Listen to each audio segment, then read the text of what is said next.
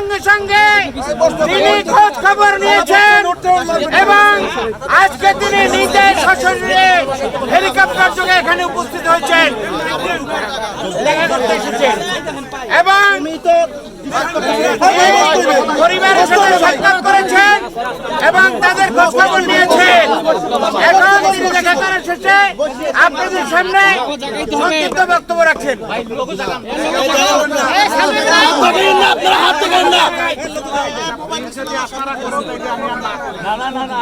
আমি করলে আপনারা আসসালামু আলাইকুম ওয়া রাহমাতুল্লাহ। কেমন আছেন আপনারা? বিশ্বাস করি আমার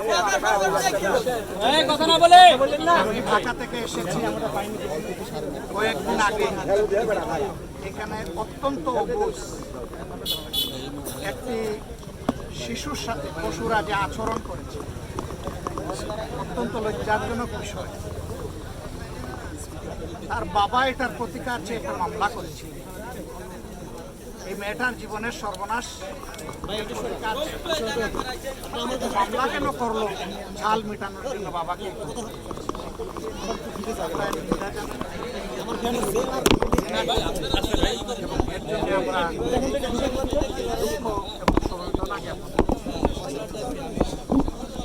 আমি জিজ্ঞেস করেছিলাম যাকে খুন করা হয়েছে তার স্ত্রী, ওনার নাম তো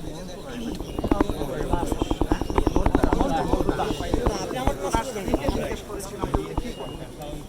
বললেন যে উনি দোকানের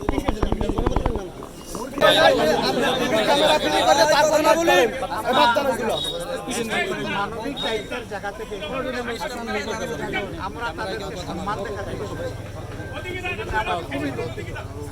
ঘরের ভিতরে আমরা আপনাদের অনেককে ঢুকতে দিতে পারি। আপনারা লক্ষ্য করেছেন আমার কিছু ঘনিষ্ঠ সহকর্মী ঢুকেছিলেন। একটা পর্যায়ে আমরা তাদেরকে অনুরোধ করে বাইরে দিয়ে, কারণ আমাদের কাছে মা বোনদের ইজ্জতের মূল্য অত্যন্ত বেশি। আমি চাই নাই যে ওই মেয়েটা, যে মেয়েটা মুসলিম, তার মুখকে মেয়েটা আমার হলে আমার অনুভূতি কি হতো, আপনার মেয়ে হলে আপনার অনুভূতি কি হতো। পশুরা তো ওই সমস্ত জ্ঞান রাখে না। এদেরকে আল্লাহর কোরআনের ভাষায় বলা হয়েছে বালহুম আদাল্লু, এরা পশুর চেয়ে নিকৃষ্ট। আসলে সেই আচরণই তারা করেছে।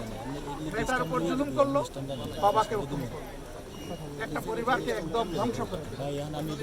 আমরা তাদেরকে আশ্বস্ত করছি যে আমরা তাদের পাশে।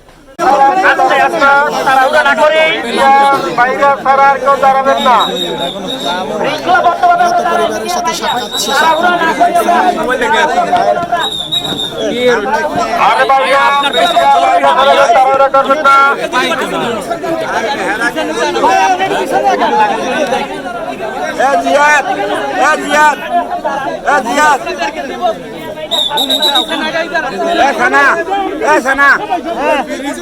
ব্রিজ ভাঙতেছে